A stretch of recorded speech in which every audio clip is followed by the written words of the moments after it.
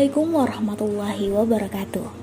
Halo Sobat Kampus, dalam video kali ini kami akan membahas sedikit pengetahuan mengenai Walimatul Urs atau pesta pernikahan.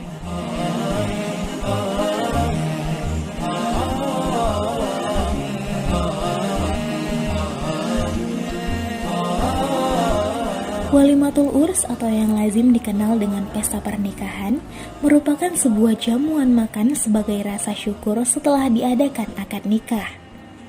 Dalam walimah, kedua mempelai beserta keluarga menyiapkan jamuan makan bagi para tamu undangan.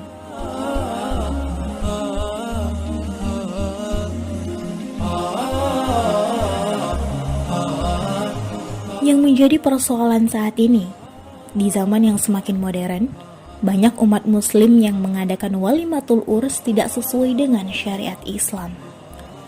Tak dapat dipungkiri, hal tersebut dikarenakan banyak budaya asing yang masuk dan mengubah tatanan syariat dengan tatanan budaya.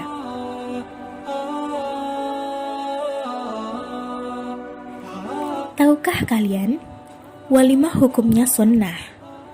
Ketika Rasulullah SAW mengetahui bahwa Abdurrahman bin Auf telah menikah, beliau bersabda kepadanya, "Buatlah walimah walaupun sekedar dengan seekor kambing." Hadis riwayat Al-Bukhari.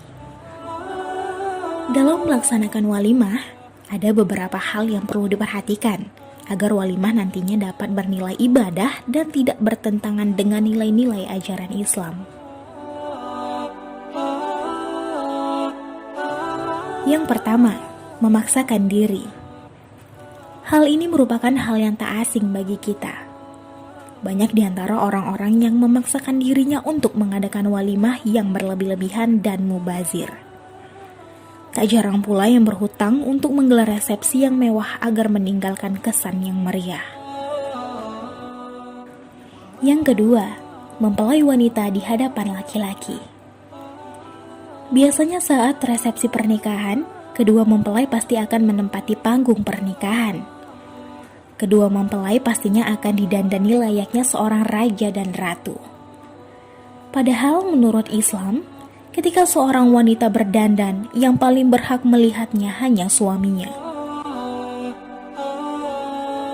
Yang ketiga, tidak mencampur tamu laki-laki dan tamu perempuan. Walimah adalah acara makan-makan.